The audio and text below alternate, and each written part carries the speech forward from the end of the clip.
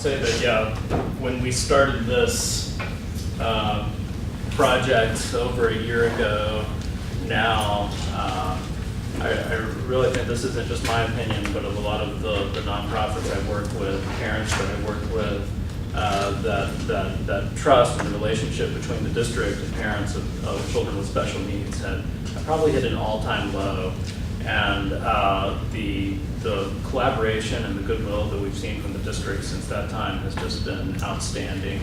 And really none of the progress that we've seen to date would have been possible without Dr. Robertson's work. He's been a tremendous partner in all of this. And he and I are also now co-leaders, or I don't know what, of the Chattanooga 2.0's action team on inclusive education and opportunity. So you see sort of more parts of the community becoming involved in all of this.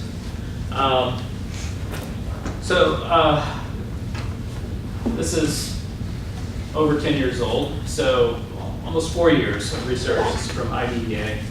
And experience has demonstrated the education of children with disabilities can be made more effective by having high expectations for such children and ensuring their access to the general education curriculum in the regular classroom to the maximum extent possible in order to meet the developmental goals and to the maximum extent possible the challenging expectations that have been established for all children, and be prepared to lead productive and independent adult lives to the maximum extent possible.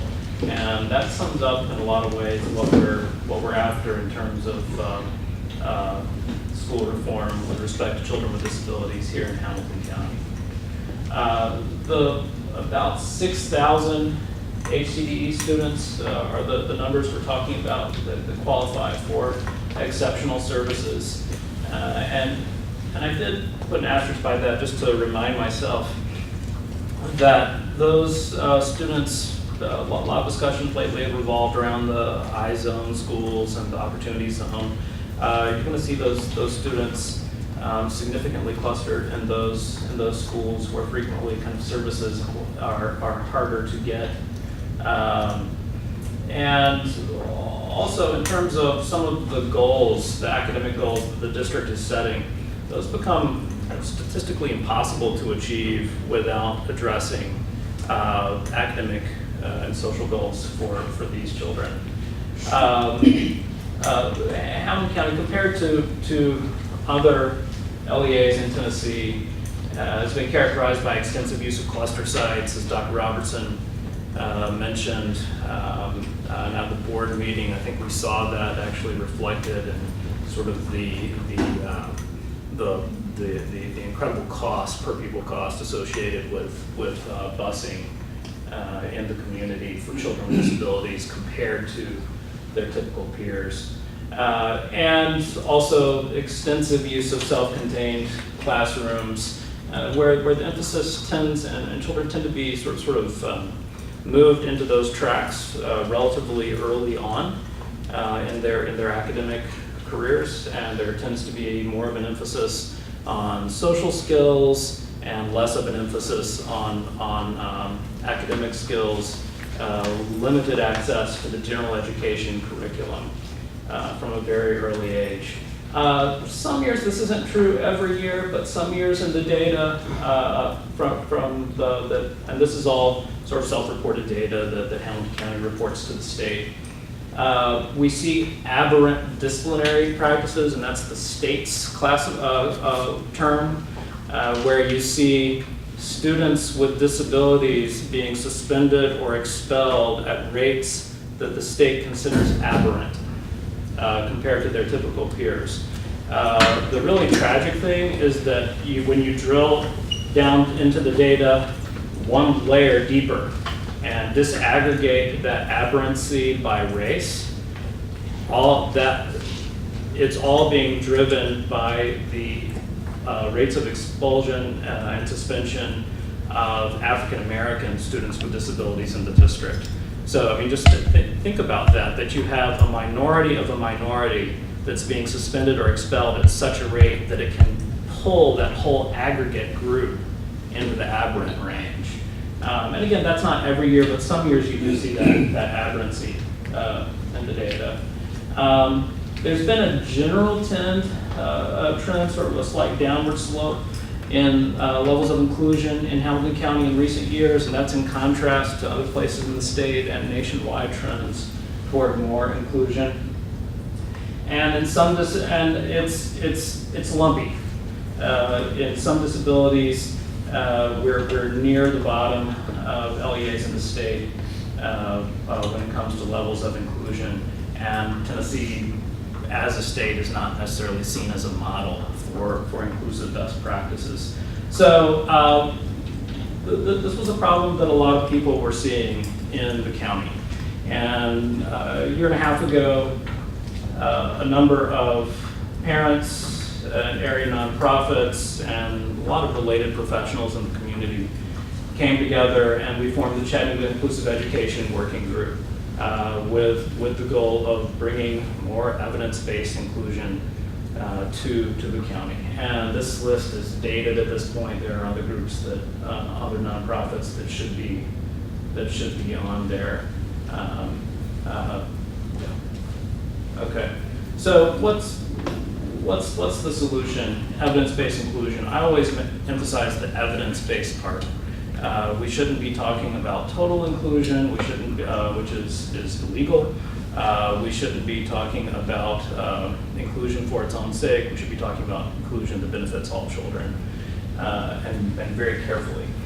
The model we're after reconceptualizes special education as a range of services to guide children with exceptional needs to academic, social, and behavioral success, not as a place where children are sent. And I think we're already seeing some of that positive movement in Hamilton County. It presumes competence in all children, and I think that really echoes the language of IDEA. This is language I learned from the Down syndrome community: presume competence, presume competence. And what many of us have essentially been asking for is, don't segregate my child in the self-contained classroom with limited access to the gen ed curriculum. Give my child the opportunity to fail. Give them the opportunity to fail. Have high expectations and hold them to high standards. Grouping children in the classroom by age, not by ability. Providing for needs-specific supports for every child. Offers every child an academic curriculum. So instead of having an alternate curriculum or no curriculum, instead really focus on appropriate modifications and accommodations to the gen ed curriculum. And really unique opportunities for socialization. There's a lot of research on this in terms of the benefits for children with disabilities, and those benefits are academic, and they are social, and they are lifelong. These are not sort of short-term benefits. We actually sort of see long-range benefits in terms of adult levels of engagement in the community as adults, friendship, happiness. This kind of thing leads to long-term success. And if you think about sort of cumulatively what that means for a community, especially when we see certain parts of our community which are focused on serving adults with disabilities kind of at and over capacity and really struggling to keep up, we can help on the front end with that. And this is true across age groups, across disabilities, levels of disability, gender, socioeconomic status, and so forth. Other studies have shown all kinds of benefits from inclusion in terms of adaptive behavior, basic skills, increased social interaction, improved social skills, greater incidence of friendship. And I want to emphasize this. There's no data to the contrary. I mean, people have looked and looked. There's no studies showing any academic benefit for students with intellectual and other developmental disabilities from a segregated education model. And also worth emphasis is a question we get frequently is what about, so if you're bringing children with disabilities into gen ed classrooms more and more. What does that do to instructional time and quality of instruction for their typically developing peers? And it's a legitimate question. It absolutely is. And it's one that's been studied at length.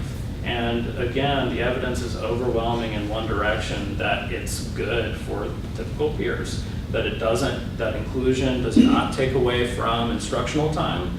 And you see academic gains in those typical peers in inclusive settings compared to non-inclusive settings, and you see social gains, all right? So, and this is something that's really important. I mean, what have we seen over and over again in the news for the past several years with respect to Hamilton County schools?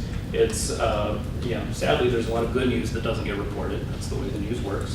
But the bad news has been two things: academic underperformance and bullying. This is an answer. And it can work. Just a few examples, and we've spent multiple representatives, not just from those nonprofits that you saw, but from the districts. We've gone up together in groups on multiple occasions to Franklin and to Nashville, and but again, this is taken from, I can talk some about those visits and what we've learned, but a few things that we can take away from the state's data. A student with autism in Williamson County is which is Franklin, is more than 4 times as likely to spend a significant portion of the day in the general education classroom compared to a student with the same diagnosis in Hamilton County.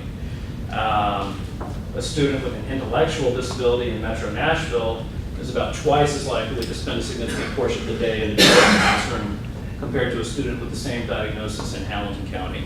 And I'm using a significant portion of the day. I'm talking about sort of greater than or less than 40% of the day, which is one of the ways that the state divvies up that data.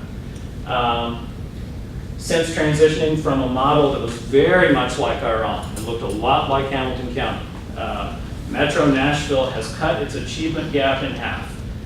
The academic achievement gap between students with and without disabilities was at its worst around 40% achievement gap, and now you're looking at a 20% achievement gap between students with and without disabilities in Metro Nashville. And don't miss the second part, while overall achievement continues to rise. Again, so keep in mind the benefits for typically developing peers. If we really want to improve public schools, inclusion is the answer. Careful inclusion is the answer. And I really remember a year or so ago when everybody was going on about student-based budgeting. I'm agnostic, okay? I don't have a dog in that fight. But a big report came out locally from a local organization. People that wrote that are not actually there anymore. But saying that student-based budgeting was going to be the panacea. It's going to be the silver bullet that fixes our schools. Which the long and short of it is giving principals more discretionary control over their own budget. That study was a classic, and they were looking at Metro Nashville public schools. And that study was a classic case of omitted variable bias, okay? Where student-based budgeting was the mechanism, one of many you could choose from. That was the mechanism that Metro Nashville public schools selected to enact, really in large part to enact their new model for inclusion, where they were rock bottom in the state. Far worse situation than Hamilton County is or has ever been in terms of levels of inclusion, and decided to do something about it. Student-based budgeting was part of that solution. So that study sort of looked at before and after student-based budgeting and saw the academic gains that were taking place in Metro Nashville. Where's the causal mechanism there?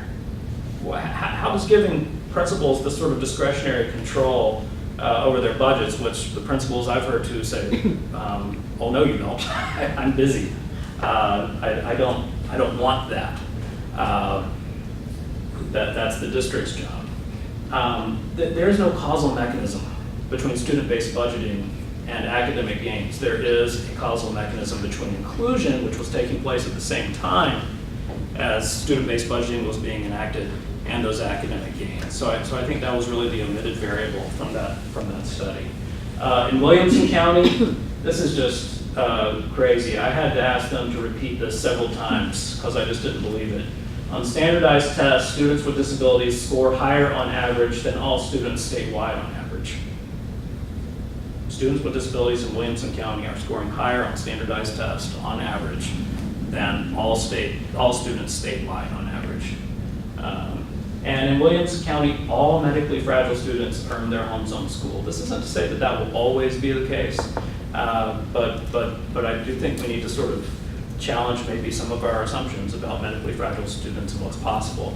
They have a very interesting sort of reciprocity agreement with students that have access to TennCare and to the TennCare system to make that not only possible but affordable for the district. The district isn't incurring a lot of extra cost in that.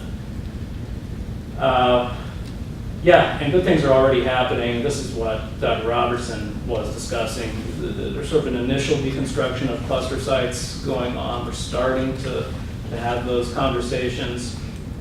The rate of pre-K inclusion is just going through the roof. And in what were formerly the pre-K CDC classes, Margaret, what are those called now? It's not pre-K CDC. Developmental learning. Developmental classes. learning, yeah. So the but they're really not classes anymore. They're Right. a place for service delivery. Yeah. Oh, I love that. So, and those are all at least 50-50 students with and without disabilities, I think. I mean, there is, because that's a question people have. Well, how inclusive is it really? And it is. The numbers are good there. We're replicating Hickson High's Ignite model. That's getting, and Charles Williams is here, who's again Angela Bausch, created that model. Just wonderful teacher-generated idea that's bringing students with disabilities at the high school level into the full range of academic coursework at Hickson High. It's not just the soft courses. It's incredible, shocking, the range of courses that those students are being given access to. And that's not just students coming out of CDC classes. We're talking about students coming out of DCC classes there. And now that's being replicated to other schools, which when we started this, I had the sort of sinking feeling that it was going to be years and years before any of this filtered up to the secondary level. And it was a great relief to see that it can start happening now, and it is. Co-teaching, bringing teacher training and co-teaching, that's already starting to happen. This co-teaching model, if you're familiar with it, of giving special ed and gen ed teachers sort of equal responsibility for the classroom. And Kim Wingate, other partners at UTC are really essential to what's going on there. And then parent community outreach, that's also a big part of this. What we learned from other districts was that if you're not proactive in letting parents, teachers, the community know what's going on, that all kinds of misconceptions are going to pop up. People are going to assume the worst. You're going to take services away from my child. You're going to do what? You're going to throw them into the wolf den that is the sort of general educated. No. So proactive communication and telling the story as it should be told is really key. What's next? Oh, this is my opinion. Metro Nashville and Williamson County both have 3-year plans that really get down into the nitty-gritty of things like bus routes, where you need teachers, where you need parapros. It's a lot of work to put together one of these 3-year plans that works, but it's doable to really sort of recreate the system as we know it. A co-teaching academy is needed for current teachers to get both gen ed and special ed teachers ready for this and comfortable with this. And new teachers coming into the system need to understand and embrace the research. They need to understand that this is not pie in the sky. One just very fine teacher, she did her training in Florida. She's at Saudi Elementary now. And Saudi is one of the bright spots that's doing this right. I mean, they're already doing a lot of these things. And she said, I never thought this was possible. This was not a part of my training. Those were her words. And she's one of the most effective, inclusive instructors probably in the county right now. At Saudi Elementary, grades 3 through 5, those kids are together all day. It's really remarkable. Yeah, and they need opportunities. New teachers need opportunities to see them succeeding in the classroom. Big picture, and I'll end here. If our current system is challenged by academic underperformance and bullying, thoughtful inclusion is the cost-effective, evidence-based centerpiece for school reform. This is an incredible bang for your buck, based on 4 decades of research. We can't reach our academic goals apart from these students. It's the right thing to do, and it can fail. And I think we cannot enter into this naively. It's possible, it's doable. We see it being done elsewhere. That doesn't mean it's easy or that it can't be done wrong. It takes a lot of preparation from a lot of folks. I'll skip this for sake of time. I put together a few slides just comparing Metro with Hamilton County. In a lot of ways, they're just kind of in a worse situation. There we go. I'll just show you this one slide, and I'll sit down. When we're talking about trends, so it could be said when we see this kind of upward trend, so this is less than 40% of the day, so Hamilton County's in red. We want to see that bar going the other direction. When we talk about trends toward more restrictive environments in Hamilton County, it could be said that that diagnoses are changing and that you're getting more severe disabilities in the school system. And that might be true. I'd like to see the data on that, but it's still, even if that is the case, it just doesn't explain the variation across districts. I don't think there's anything sort of significantly different in the disabled student population in Metro Nashville compared to here or nationwide. It just doesn't explain the variation, but it is wise to think about with better medications, better therapies. You are getting more students in the system that maybe wouldn't have been there at all earlier, and so this problem becomes more complicated over time, but doable. So.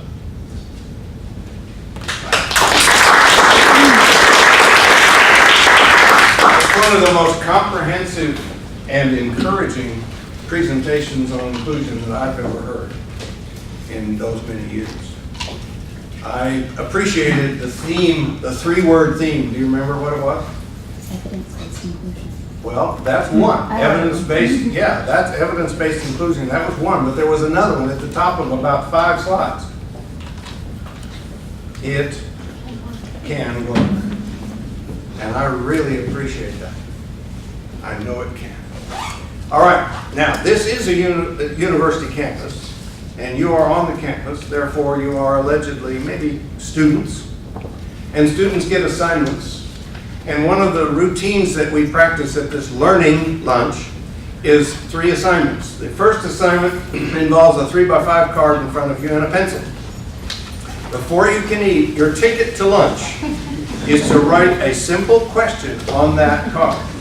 Whatever question comes to mind, it doesn't matter, there's no right answer. Whatever question comes to mind relative to what you've heard or what you've thought about involving inclusion. So just write whatever question you have up front about inclusion. First of all, let's go down the list there and introduce yourself and where you're from. Start at this end. Lisa Mathias of Lifeline. Margaret Abernathy, Sexual Ed Director for Hamilton County Schools. Angela Brown, CCC Educator. Dave Buck, Executive Director at Chattanooga Autism Center. I'm Charles Raines, exceptional education teacher at Hickson High School. I'm Kim Wingate, TEP coordinator, School of Education, UTC. And just so everybody doesn't get confused, this table has decided to rotate their responses, and they're sitting at the end. Yes. I'm first. Okay. Thank you. Appreciate your That's discussion. inclusion. What? That's inclusion. That's We're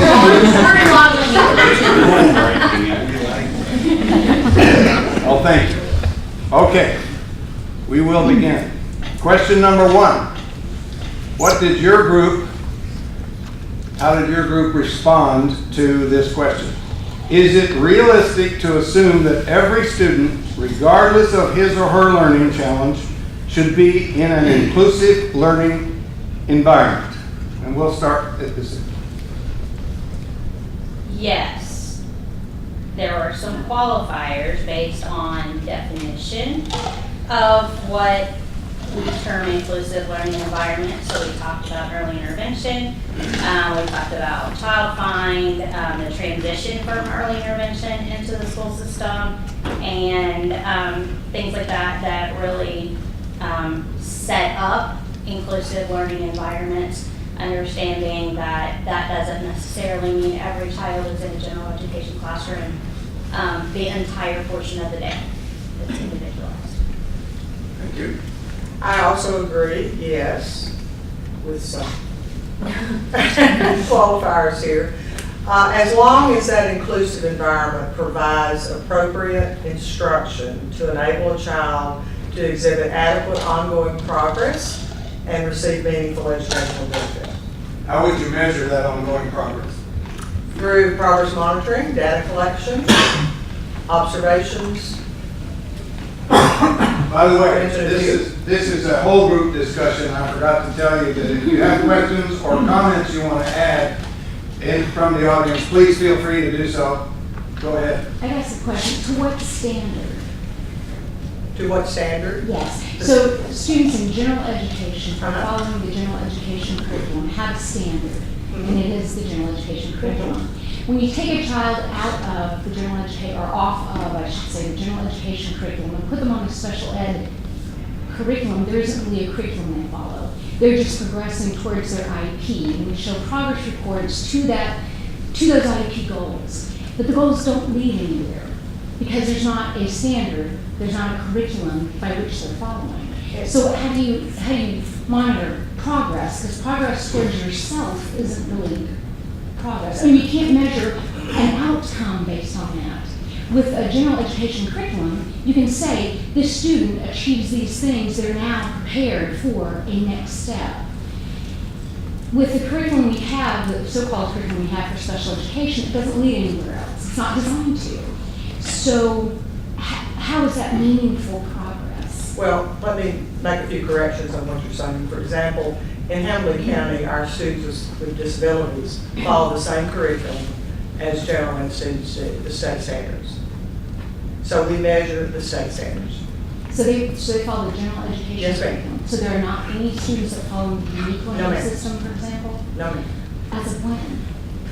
As of this year and last year, we are following this. We've always followed the state standards. So if there is We use a an variety of IEP teaching tools to help us. So if there's an IEP that says it's following the unique learning system, that's inaccurate? We don't have any IEPs to my knowledge that say that, but I think we're digressing right now a little bit. Okay. All right, and by the way, we can discuss this later as we need to, or it may be addressed again in other answers to other questions. Third? We said yes. Yes. Period. Yes, period. Yes. Oh, we got one so It's fast. a yes or no. Well, I had it on there before. Yes, no, maybe. So, There's no, there's no maybe, it's just yes. okay, got it. Yeah, our answer is yes, and we underlined appropriate. I mean, I think that's the thing to be focused on. There should be appropriate inclusion opportunities available for every student. Yes, and how would you measure appropriate? Right, I think you, like Deborah was saying, you want to have it against the state standard or some standard that all the students are up against so you can see where you're at. The other thing I might add to that, though, is if you wanted to add additional goals on top of that, I'm not saying remove that or instead of, but also someone might want to add independent living skill goals or job goals or career goals or something like that. I think those would be neat to add in as well, but not instead of. Okay. We said yes, but we say it with the understanding of knowing what least restrictive environment means. I think that's a big key in education is what is that student's individual least restrictive environment. And we feel like the students need to be in an inclusive setting to the extent that their least restrictive environment allows them to be in. And there are so many factors that go into that. And least restrictive environment, in our opinion, is not just a physical setting. Least restrictive environment, is an all-compass of things, curriculum, all kinds of things. So, yes, we feel like students need to be inclusive, but to what extent would depend on their least restrictive environment as set forth in the IDEA. And that's a very powerful response because it harkens back to the definition of special education in federal law, which isn't defined, but it does give you the option of then saying this is the least restrictive environment. And we tell people at Hickson High School, we want to focus on that first word of the IEP. A lot of people, don't put the emphasis on that. It's an individual education plan, and that's going to be different for each student. It's a fluid movement. It's a fluid movement. Yes. Okay. We said yes, and then of course I'm coming at it, and my table brought it up first, not just because I teach at UTC, but we came at it as too, yes, they should, but it comes to our responsibility, meaning the higher ed, the teacher training programs, making sure that we are preparing our teacher candidates so when they become a new teacher or a veteran teacher, that they're prepared to provide an inclusive learning environment that's successful. So then if we provide an environment that's successful, then yes, it makes it so easy to say yes very boldly, I think. And so if we take that responsibility, already in the last, I would say in the last year and a half, they're gonna laugh, bonding that Cal and Justin and Margaret and all of us have been doing, I think it's already showing how we're trying to work toward that, making sure that we're moving toward that model to make sure our teachers are prepared because they set that environment, which makes the yes easier, to do. So Your response suggests that we still have a ways to go. I think that I think it can't be just like that, but I think we're in a very positive movement toward making sure we've been doing it, but I think we can do a better job. There's always room for improvement, and so I think it's a collaboration process that we are, and that we are making sure we're making changes to make sure here at the higher level, at the teacher training level, that we're giving those opportunities. And so I think that's very important. I come from that view as a professional, and then I can view that there as a parent. What Kel said earlier, I'm the parent with I had twins, they're 5. Most of you know that. They were in inclusion setting their first 5 years of life. They're in kindergarten this year. They were with Samuel in class, they were with Colson in class. My children, academically, when they did their pre-K, their kindergarten reading center, they excelled. So I'm a parent, as a parent and professional, we would say there was nothing about inclusion that hindered my children. So I think yes to this, but I think the training has a lot to do with it as well. Something that's on my mind a lot in terms of teacher preparation is how do you make that turn in the minds of teachers of seeing students with disabilities in your classroom not as a liability but as an asset, and not in a pie in the sky kind of way, but this is based in research. It's not easy, but it works. How do you do that? The key word, one of the famous words, is differentiated instruction. Yeah. When I say that to my students, or when we bring that up, they kind of look at me like, how in the world am I going to do that? Especially when they're 22 years old and they're like, how am I going to even survive in classroom management? Certainly, how am I going to handle with a child with this disability, a child that's gifted, a child that, so I think it's just,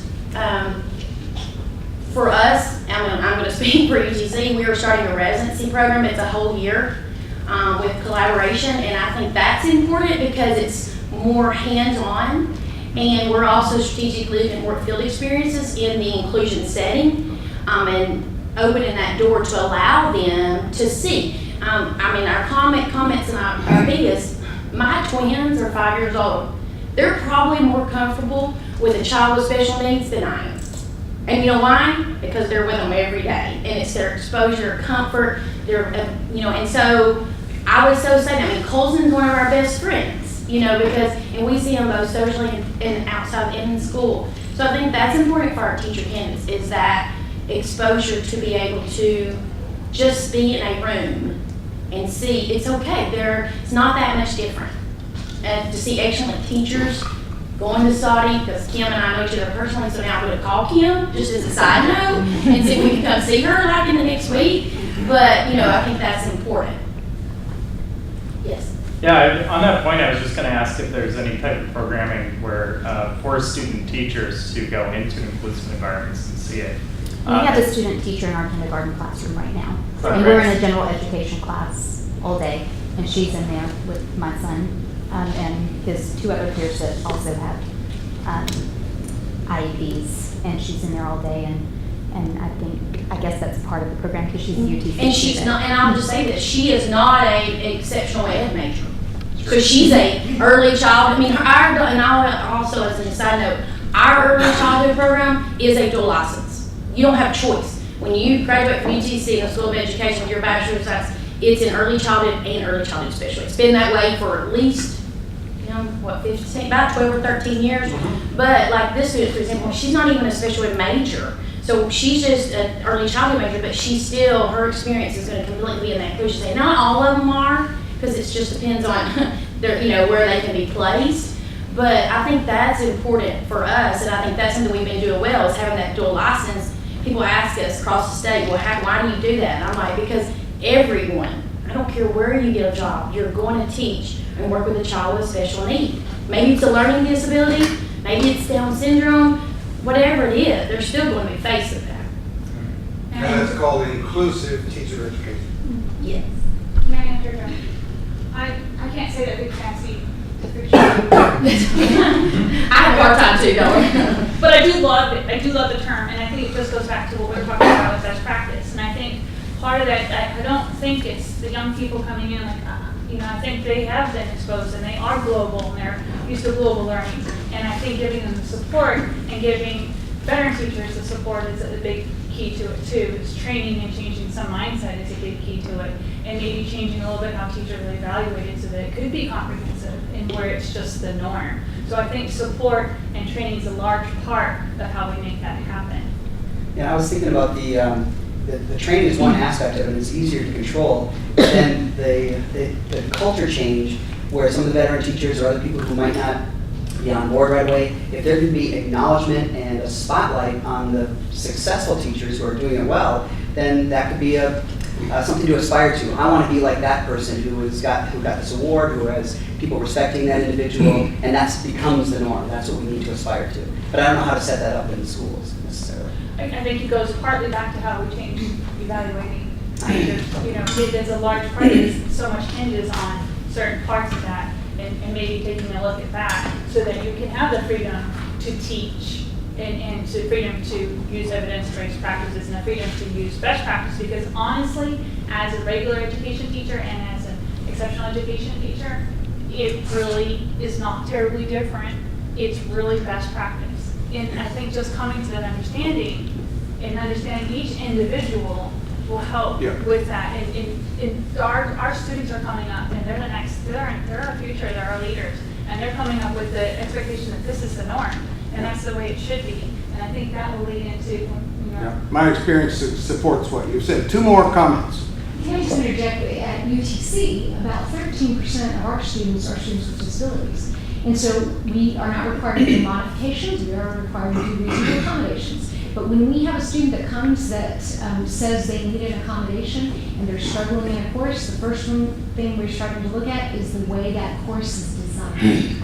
So it's not really, that's part of it too. It's not just the teacher training, but it's also course design. And that's where that differentiated instruction comes from, is how do we design this course so it's accessible to all of the students who are in the class. So we're not having to make one-off accommodations for one particular student. If we make the course more accessible, then it benefits all of the students. delivery modification and those sorts of things. I've lost my train of thought. Okay. I'm sorry. That's fine. All right, let's move on to question number 2.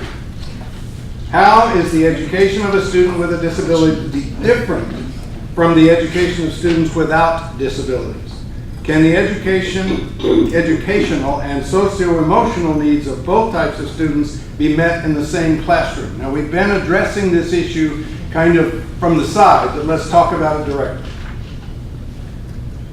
The education of a student with a disability is really not significantly different from the education of students without disabilities.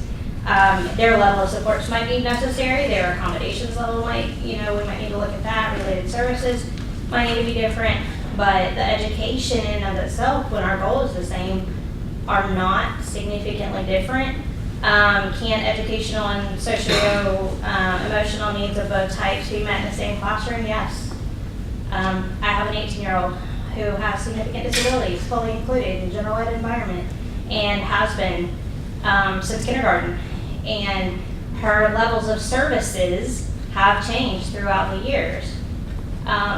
But her inclusion has not, and her level of success is right there alongside her peers.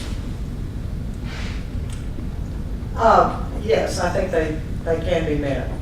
I do think the law in on itself dictates that a student with a disability has an individualized education plan, where a general education student does not necessarily have that degree of planning for their education. But yes, the differentiation of instruction, the accommodations, the modification, meeting the unique individual needs of the student with a disability, even understanding, before you can meet it, you have to be able to understand the unique strengths and challenges that the individual student has. And if we can do that and we can provide those supports in the classroom, I think definitely their needs can be met. I've always been intrigued by that word unique. And I guess early on, I was tempted to think that unique only applied to kids in special ed because that was in the law. But isn't every student in every classroom, general or special, deserving of a unique education to meet their individualized needs? Absolutely. And in public education, we provide a free appropriate public education for every student in Hamilton County schools. The difference is that in addition to the general ed setting for students with disabilities, we have the individual education plan to add to that free appropriate public Good. education. Okay, thank you. Well, you took my answer, so. It's always- You get yes again. And that's what we were saying. We were saying it is individualized for each student anyway. The difference is if you need an IEP or an individualized education plan, that is set forth to look at your strengths and weaknesses and build upon those weaknesses to kind of level the playing field. The idea isn't so much in our mind that there's this group and that group. There's a group of students and each student needs, regular education student will also need modification of some sort at some point in time. So it goes back to the fancy D word and evidence-based best practice. And it's best practice across the board. So when you're doing that, you are individualizing in some way at some point in time for each student. You don't necessarily need the legal document for every student. You need it for certain students that have meet those eligibility. And that, again, it's just a kind of level the playing field. Good. And then as far as the schooling that we operate under was set up for basically assimilation if you go and research it. So if you don't get that level of socialization in school, where would they get it? Where would they of course it's yes. Because that's part of our moral obligation, that's part of the obligation of public schooling is to meet those needs. So especially the social, absolutely. Boom. Yeah, what am I going to say now? I'm going to I'll go the other way next time. No, I think there's another thing that we emphasized, the word we underlined was the word may. Delivery of curriculum may be different. So, and delivery, we talked about that. So the delivery might be changed, and it may be different for kids so with special needs. But what we can see is with the right early interventions, they might eventually be not have an IEP anymore. And plus, if the classes change structure a little bit more and are more accessible, then it's not individualized. So it might be different. But yes, The answer to that is yes. And then the next question, same thing. Yes, you will find children with and without disabilities thrive in classrooms together. We have so many examples of that. It's no longer anecdotal. It's the data are there. Our group said yes. We're talking about some things, Angela and myself, we kind of have a little bit of edge on everybody because we're already doing this right now. I mean, we see it every day. I mean, right now, today, from 9:30 to 10:45, there was a biology class at Hickson High School that had almost every level of learning ability in that classroom that you would find, in a high school, whether you're a exceptional education student or you were a general education student. So, well, they're all general education students, but some have different accommodations that need to be met. I was very fortunate as I was a regular ed teacher before I was a special ed teacher. So I've seen both ends of it. I'm also a football coach. So, you learn real quick that you have to change the way you do things sometimes and teach kids different sometimes because, if you don't on Friday night, there's 1,500 people behind you letting you know what, letting you know what you need to be doing or what you don't need to be doing. So, that helps you as a teacher to realize that, every student's not going to learn the same. But as far as the behavioral and emotional needs go, Angela hit on the best. Our students at Hickson High School, we say different is normal. I mean, that's what they know. That's what they go to every day. And we have 920 some odd students, depending on what day it is. 19% of students at Hickson High School have an IEP. So, I mean, that you do the math, and that's a pretty good population. But it all comes down to and I'll talk about that, what we talked about in question 3. But yes, it can happen, and it does happen every day. And again, it comes down to the environment that's going on in the classroom, the type of instruction that's going on in the classroom, and the supports that are being used in the classroom. Thank you. I would say, we said yes and yes, and I can say ditto. We would say is the supports. I think the classroom, that environment, especially socially. I have a quick example, a pre-K teacher a while back, I was in her class and a little boy came in late, he was a little Hispanic. Little boy, he came in with his mom opened the door, and a little boy, another African-American boy walked by and he goes, "Hola, my man." And he just kept on going, and I stood there and I was like, oh my God, that's awesome. Because that right there showed that teacher had made sure that classroom was socially accepted. Didn't matter your disability, didn't matter where you came from, didn't matter your ethnicity. It was so awesome. And both little boys were like, okay, good, let's go play. So it was just, to me, that was a model. And so that is who provides that atmosphere. That teacher helps set that atmosphere. Parents help with that atmosphere. Administrators help with that atmosphere. And it's that support. I think we have to give that support both for those teachers and for that process to happen. Do you think that we have a ways to go yet at all to get that level of awareness with all teachers and parents? I think we can. I mean, there's always room to improve. I think we're getting there. I think our teachers working really hard at it. I don't think a teacher goes in intentionally not wanting to do that at all. I just think sometimes, we all need a little assistance in certain things, but I think they really have it down deep. They want to do that. Sometimes it's just a matter of how to kind of handle it. Comfort, support, how does that work? I go to GC, I'm a sophomore. Hi. My roommate has a reading disability, and so she went to the Disability Resource Center, and they gave her a little pen that reads your notes. Very cool. But so she gets the help that she needs, which is awesome, and she can stay with what she needs to do in all her classes. But she I was just reading the socio-emotional needs. She feels that she's falling behind sometimes, and she does get upset. Even though she gets the resources, she's still sad. She's I can't keep up. She had to drop a math class because she couldn't do her math class and her Spanish class just because it's a lot for her. So my question is, and that can be also used in high schools and elementary, all spectrums. How do you make sure that the students with disabilities don't feel like their emotional needs are also being forgotten, I suppose? You develop the rapport with your students. When you know your students, you know what their needs are. You know their emotional needs. You know their academic needs and you bridge that gap, then you might do that just through making them feel comfortable with themselves. We have to live in our own skin. And I think having them get to the point where they can live in their own skin and be proud of whoever they are is a good place to start. And you can do that just through conversations, you can do that through counseling, you can do that through social skills development, you can do that through all sorts of different methods. So I think it's just a matter of learning that it's okay to be you. It's okay to strive to be the best you. And I think that's part of it, is she needs to understand it might look different for her, and that's okay. And again, what's different is normal. Everybody has a different course. You know, at some point in time, you might have to drop a course. At some point in time, I might have to drop a course in college. It's just that's what it is. It's college. And it may be a little easier in the public school system than it is in post-secondary. But I will say in Hamilton County, we do a lot of social skills training. We do social thinking training. And especially in our high schools now, we're extending courses. For example, algebra might be algebra 1A, 1B, to give the child longer time to earn that credit. Or even a biology course might be the same way. And we do have options for our students that way.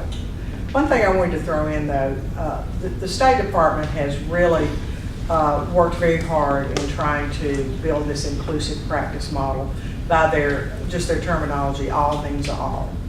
And that is something that we're really pushing in Hamilton County with all of our trainings for special ed staff as well as for gen ed staff, that our special ed students are gen ed students first. And we look at them that way. And that's a new mindset that we have to have. Yeah. And everyone must change that mindset. Okay. Yeah. I just know, at Saudi Elementary, we've been inclusive for a long time, but this year the change we made was the self-contained kids start the day with gen ed. They used to have their own entrance and they ate breakfast together and then they'd be pushed out throughout the day. And the people who had a problem with that was the parents, when we said, listen, you're gonna drop them off like everybody else does. They're gonna eat breakfast with their peers. They're gonna go sit in the gym. Now there's a few kids who are unable to do that, and they have somebody that supports them and goes to their car. But I have seen a huge difference in those kids. They walk in with their head up. They're just excited. They're talking to their peers. They're just more involved. And now they're probably up to 80 or 90% of the day. But that's been exciting to watch their confidence build as they've kind of been exposed to all that. But you do point something out, that parents are often the biggest problem. Oh, they were scared, Because yeah. they're scared. They are. They're scared. My child's going to be picked on because they've never been included. Or I'm afraid that my child's self-confidence will be dinged because they can't keep up with the other students. But I know like a fourth grade group, the students that are in there from our CDC program, they're not at the same academic level. But they did a project and they all worked together, and that boy did the drums or something. He provided the music behind the scenes for the presentation. He was beaming, and they go to STEM class and they're doing things with their peers. So they've been included, but just the parents had a really hard time with us saying, okay, you're going to drop them off like everybody else. We're not going to walk them to their classroom. But they love it now. But at first, man, some of them were really upset. Thinking like, hey, can't do that. They need support all the time. And a lot of them don't need that much support. So that's been very successful for us. So I think it's interesting to point out, just from a resources standpoint, I figured that question number 3 would get a lot of discussion around resources. What are barriers to making this happen? Hickson, maybe a little bit overstaffed, not really though. Yeah, you are.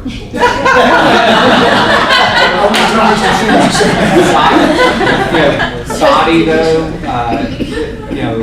it's not. I mean, if you look at just trends across the district, they're stagnant and they're not getting any more resources. So that begs the question for me then, what's the difference? Like what's going on at Saudi that makes them decide to just a simple change of, hey, we're starting our day with everybody in a homeroom, right? That's not a resources issue. So I think that one of the barriers, I'm taking over your meeting and trying to push this in a different direction. I apologize, but I think one of the hardest challenges that we talked about is just the variation across the county. And this is not just special ed issue; it's an issue for regular ed too. Because there's just a lot of when you get a county this big, there's a lot of variation. So what supports, or what do we put in place that takes those barriers? And it worked at Sandy, it worked at Hickson, and it's working in a number of other places, but I'm just interested to hear what people think about that. You want to respond to that? Yeah, I really do. Momentum takes you places you don't want to go sometimes. And one of the things school systems have traditionally done very, very poorly is marketing. You don't think of yourself as marketers.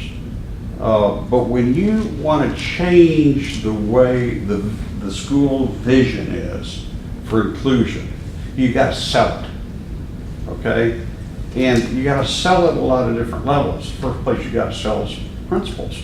I mean, we know principals determine the culture of the school, right? And if the principal doesn't want to succeed, it ain't gonna happen. Second of all, you do it with teachers. Third is you do it with the principal, with the parents, because the parents have to buy into it. And just because the superintendent or the central office or a principal decides it's a good idea, you have not sold it to anybody, okay? So you've really got to be proactive in doing that.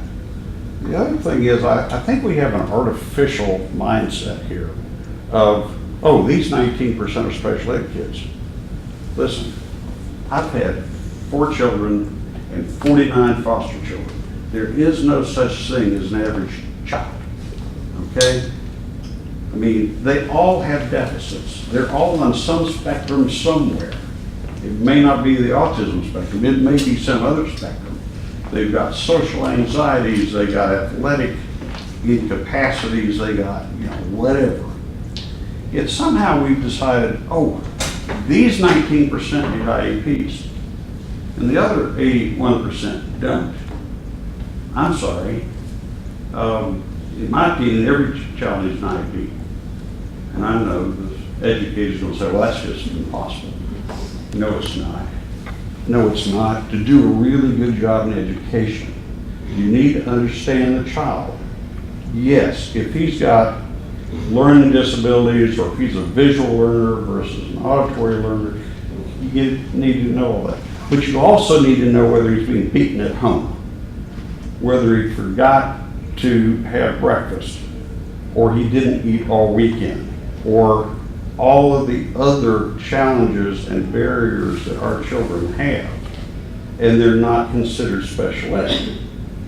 But we've got to do a much more holistic view of understanding our children if we're going to truly meet their needs, and not just say, oh, we're going to have some MT meetings with these few kids and everything's going to be right. Yes, we do have to do this. And I think what we're talking about today is absolutely stunning. I think it's the right direction, but you've got to understand the school culture doesn't get you there very fast unless you really sell the heck out of it and continue to sell. I mean, it's a Coca-Cola theory of you got to tell them 10 times before they remember it. And just having somebody decree that it's going to be inclusive isn't going to work. It's got to be sold. And yes, it's got to be sold to the new teachers coming out of the system, and it's got to be sold to the old teachers that aren't going back to UTC to be retrained. It's got to be sold to a lot of levels. But, folks, this has to be sold because momentum in this area has been going very wrong for a very long time.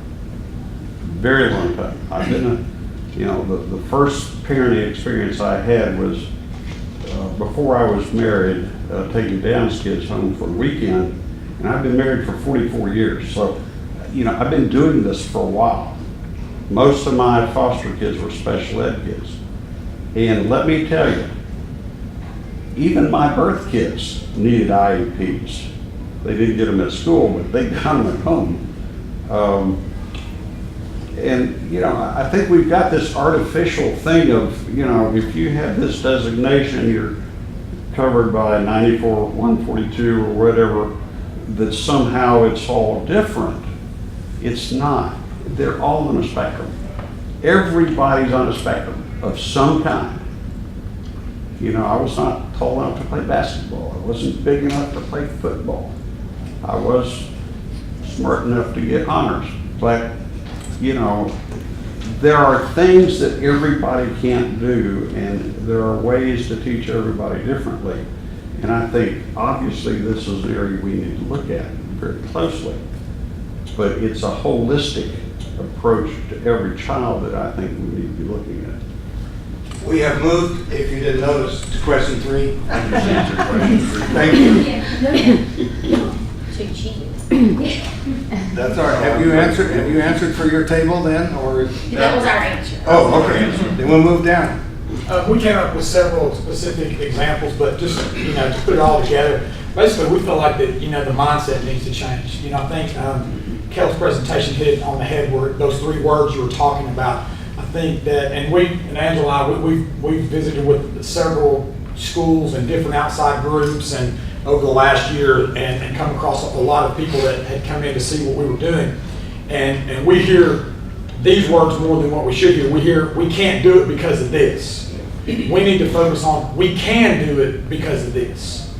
And we feel like that is putting everything in a nutshell. That's the Some of the obstacles we brought up were parents of typical peers and some teachers might be reluctant. And so the solution to that, you use the term marketing, and educating is a lot of the same thing. Although there's a different component to the marketing part. We said educate those parents, those teachers, before questions arise and the procedures change. You got to do this ahead of time to anticipate stuff. The marketing part of it, though, that's, as you bring that up, there's got to be some ownership. And if some parents, or it's the teachers, or it's the principals, want this and demand it, well, then it's going to happen. And if it's something that they think is not being given to them and they want it, they'll go after it. So that, I don't know what you do first, though. If parents see the schools trying to make this change, well, they can be skeptical and want to go against it. Or if the parents are demanding something and the teachers aren't, it needs to be everything together. I'm not sure how you do that. Well, that sounds like a Chattanooga 2.0 agenda. Yeah, it's getting both to do it at the same time, not against each other. And I would agree with what has been said and kind of go back to, he asked the question, what is the difference for Saudi? And the difference for Saudi is the one that's sitting there. As an administrator, that's the difference. The difference for us is our administrator. I've never gone to a training where she said, all means some. She says all means all, and that's what it means. But then when it gets down to the support that we need at the level at the school, then we might need to focus on changing the mindset of some of the administrators and those sorts of things, because teachers will follow. They'll follow their leader, and their leader is their principal or their administrator. And I think that's the big difference. And so you can find a way. The funding, of course, will always be a problem. We need funding for more educators. We need funding for training. And all those things are important to bring about that change. But if you have the attitude, it can work, or it's past due, or this is what we're doing, this is how we can do it, work together, we'll get there together and sell it, then it'll happen.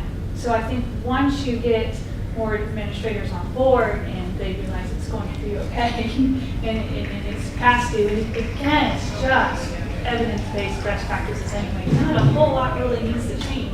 But once you have that understanding, I think it would be a lot easier to just be the norm. Would you agree that we've had evidence-based best practices for many years? Absolutely. I've taught in 4 states and somewhere up north. And yes. And so for me, it just was logical. That's why I said earlier, it's an IEP is it's an education plan, it's an individualized education plan, it's a legal document for some students with certain eligibility, but it isn't necessarily the difference. There is no difference. It's the leveling of the playing field, because each student has access to education. Each student deserves to go to school and be educated, and that happens through building rapport. That happens through meeting the needs of each and every student through individualized, differentiated. Yeah, and that again is just best practices. Best practices indicate that you just naturally do that, and it might be a skill you need to learn. It might be something that's innate in you, but it can be developed, and it can be what is that? Made better. Help me out. Improve. Yes, it can happen. It can work. So yes. So my answer is yes. Okay. I don't know what the question was, but it's yes. You did a great job. Well, first of all, let me say this. Everything I'm saying, I don't think any of these are barriers that cannot be overcome. I'm going to say that first of all. And I appreciate so much so what you said, because I think one of the most important things we have to do is to continue to build very positive, forceful, collaborative relationships with all of the stakeholders. And stakeholders, in my opinion, are not just the educators. They're the parents, they're the community members, they're the business partners, they're the politicians, whoever, the grandparents, the family members. Everybody's involved in the education of the students of Hamilton County. Secondly, and this is a personal opinion, I think Hamilton County has got to, maybe more so in my opinion, put an emphasis on education as being one of the key ways that we can overcome economic deficits in Hamilton County. Now, to a couple of other things, specifically to the school system. Transportation, we need more flexibility in our transportation system in Hamilton County. And also, and I think the board and the system is moving in the right direction in transportation, but also in our buildings. We have very aging buildings, and many of those buildings are not handicap accessible. Is that right? Yes, and that has to change. That's amazing. Yes. And that wasn't on the questionnaire, the survey. That has to change. That was not one of the things on the survey. Yeah, but, and I'm not faulting the system for that. It's just that, and they are moving in a positive direction to combine buildings and build new buildings. But again, that's an economic input for that. So those are just a few things I think are very important things. Thank you. Finally? We talked a little bit of the variation of practices and culture between schools. We also talked about the physical spaces and accessibility, the lack of support in the classroom for general education and knowledge and training there. We talked about training of existing teachers and preparation programs, not just the theory, but also practical application.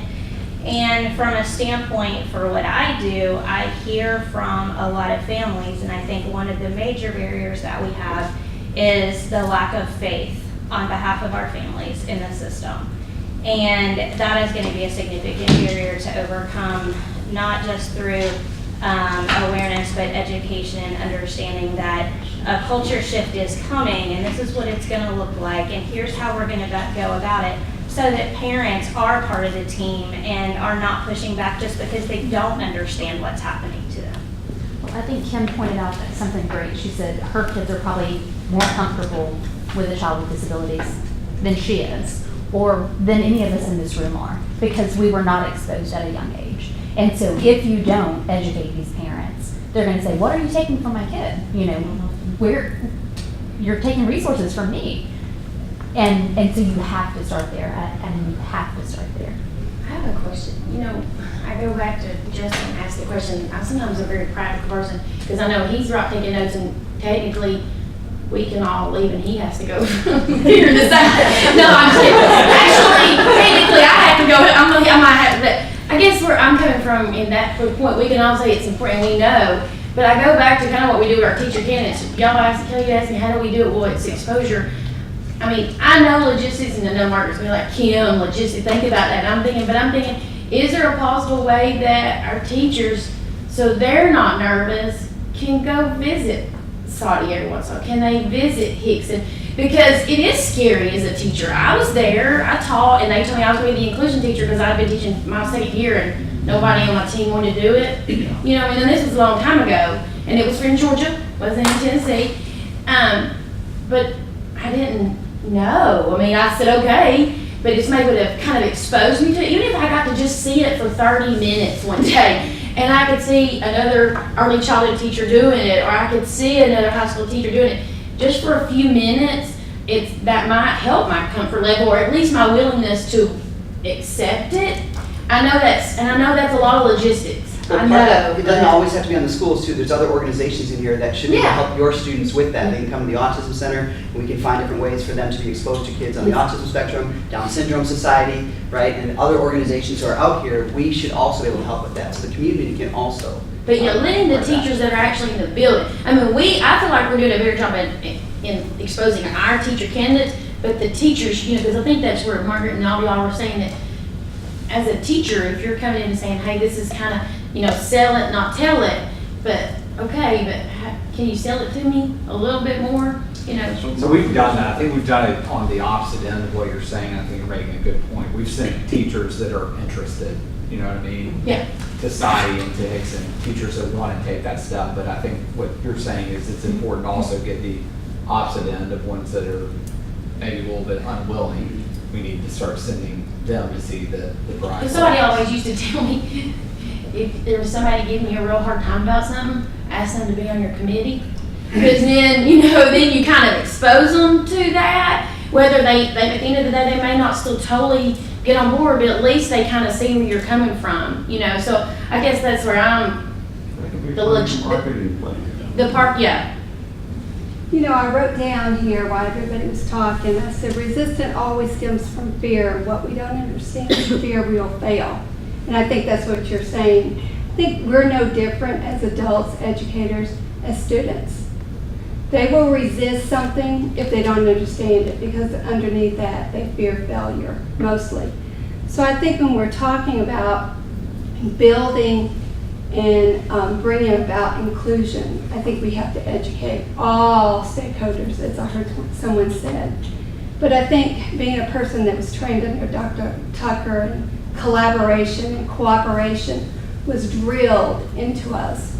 I really do think that is the key, is that when we are collaboratively working and we are cooperatively working with each other, because let's face it, when we were talking, we all got in it, whether you're a special ed or whether you're a regular or a general ed.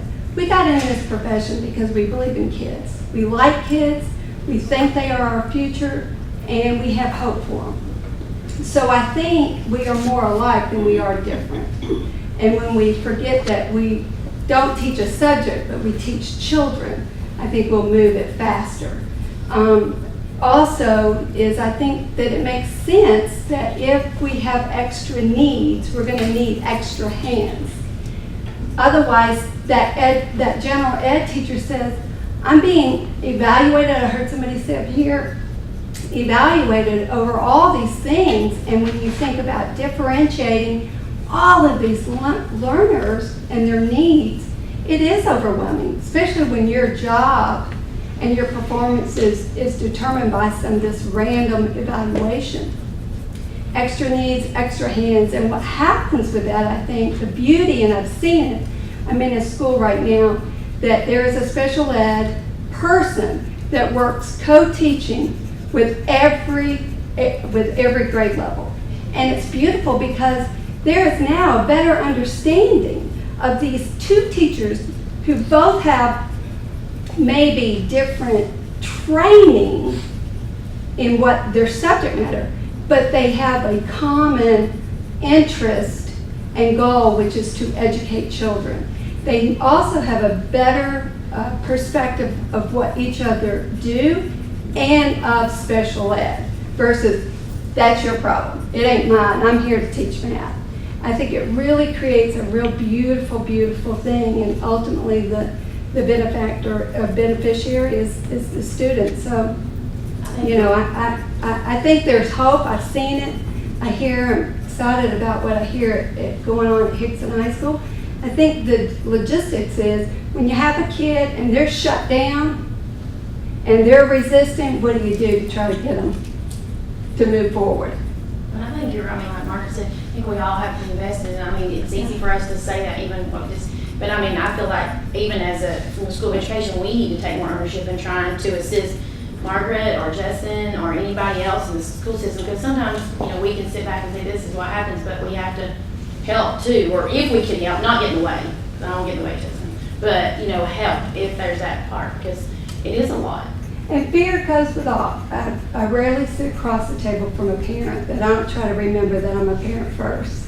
And every parent, whether they, as Oprah says, when you know better, you do better. Not every parent comes to the table with the same skill sets, the same advantage, the same, same lifestyle. But in their heart of hearts, even in their aggression, it's because they care about the kid at some level. And we have to respect that and work with that and honor that. And I think that comes from where I will forever be grateful for my training of collaboration. I think People don't hear you if you don't. I think all of us have expressed, whether we've said it out loud or in our actions today, that no one in this room knows everything about what we should be doing. And as long as we're willing to work together, this is going to work. But we've got to be willing to listen, and we've got to be able to understand what we don't understand, and be willing to learn more so that we can work together for our children. Amen. Absolutely. Did you want to make a comment? Yeah, I'd say one last thing, because I think this, one thing I've learned in the past year and a half is that when Pete Cooper speaks, you're a fool not to listen.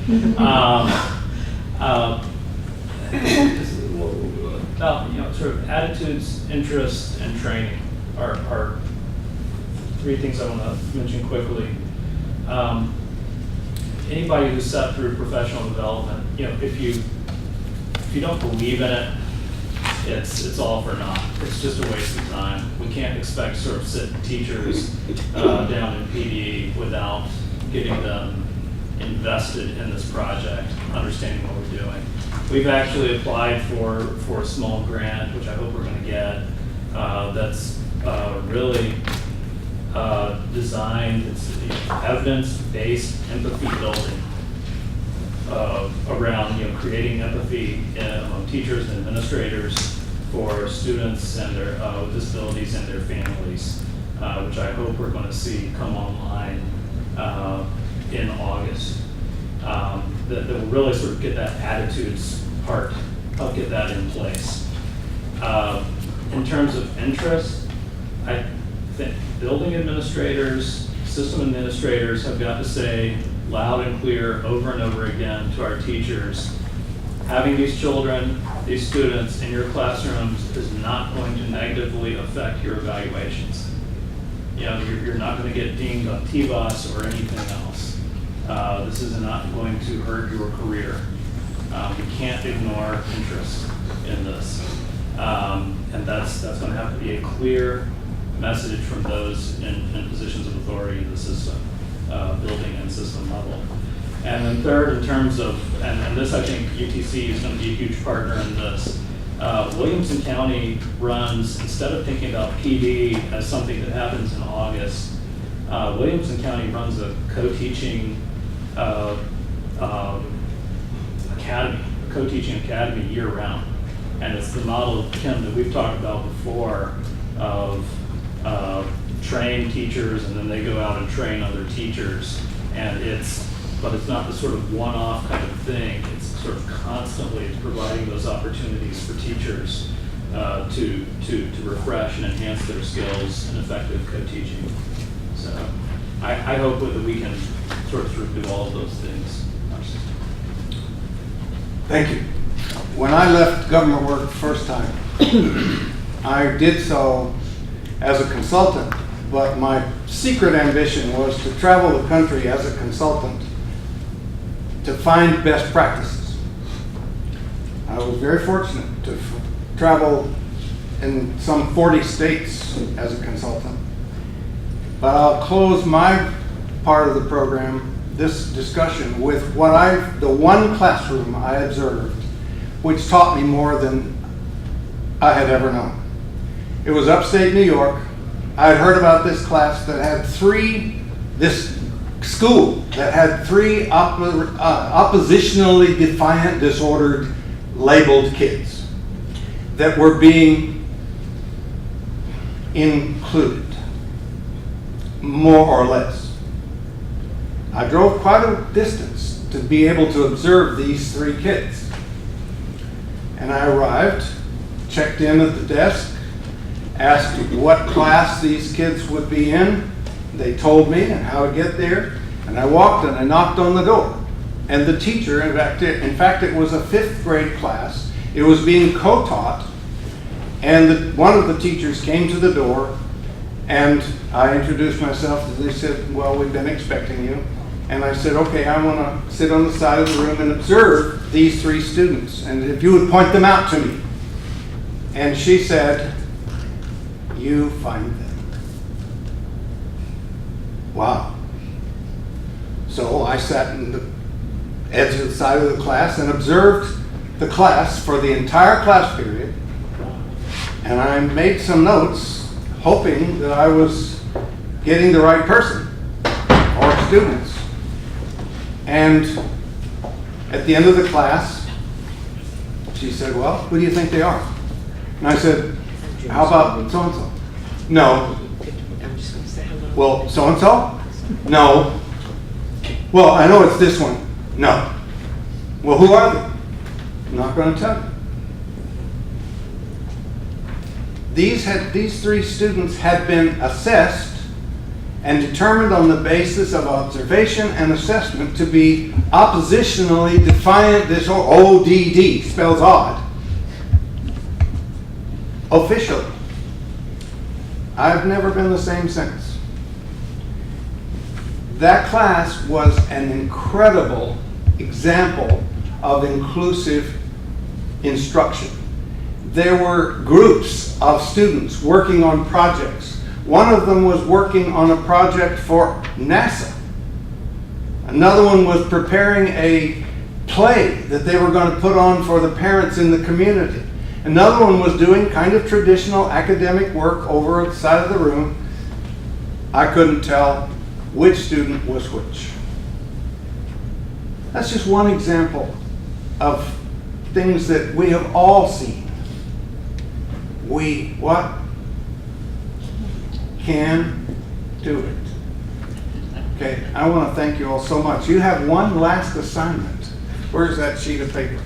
You can't leave the room without filling out this one last assignment, which is literally just 2 questions.